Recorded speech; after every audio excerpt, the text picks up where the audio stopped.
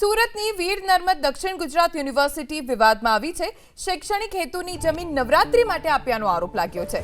1.80 લાખ ચોરસ મીટર જમીન નવરાત્રી માટે ભાડે આપ્યાનો આરોપ છે।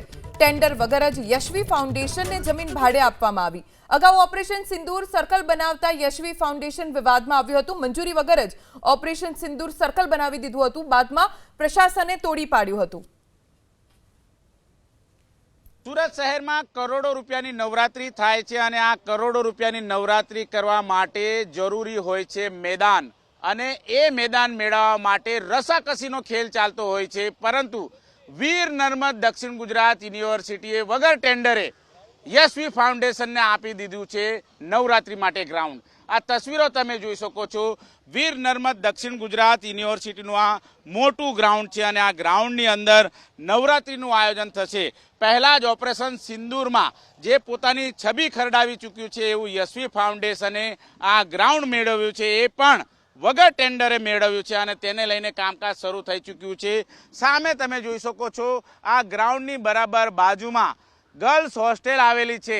અહીં વિદ્યાર્થીઓ અભ્યાસ કરતા હોય છે, પરંતુ કઈ શરતે આ ગ્રાઉન્ડ છે એ વીર નર્મદ દક્ષિણ ગુજરાત યુનિવર્સિટીના સત્તાધીશે આપ્યું, તેના ઉપર સૌથી મોટો પ્રશ્નાર્થ થાય છે।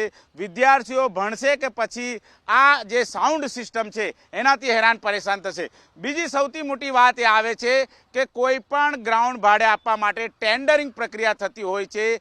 જે ગરબા આયોજકો છે એ ગ્રાઉન્ડ મેળવવા માટે એડી ચોટીનું જોર લગાવતા હોય છે, બોલી લાગતી હોય છે, કરોડો રૂપિયાની બોલી લાગતી હોય છે। પરંતુ વીર નર્મદ દક્ષિણ ગુજરાત યુનિવર્સિટીને તો એવો તો કેવો પ્રેમ ઉભરાયો કે યશવી ફાઉન્ડેશનને વગર ટેન્ડરે આ ગ્રાઉન્ડ આપી દેવામાં આવ્યું છે। અનેક પ્રશ્નો ઉપસ્થિત થયા છે, અનેક સવાલો ઉપસ્થિત થયા છે, ત્યારે યુનિવર્સિટી સત્તાધીશો જે પાછલે બારણે કયા પ્રકારની મિટિંગ થઈ છે એના ઉપર અત્યારે હાલ ચર્ચા ઉઠવા પામી છે। અને આ ગ્રાઉન્ડ છે યશવી ફાઉન્ડેશનને આપી દેવામાં આવ્યું છે નવરાત્રી આયોજન માટે। તેને લઈને દિવાલો તોડી નાખવામાં આવી છે અને ગરબાનું આયોજન પણ શરૂઆત થઈ છે। આખરે સવાલ એ ઉપસ્થિત થાય છે કે વગર ટેન્ડરે કયા પ્રકારે આ નવરાત્રી ગ્રાઉન્ડ આપી દેવામાં આવ્યું।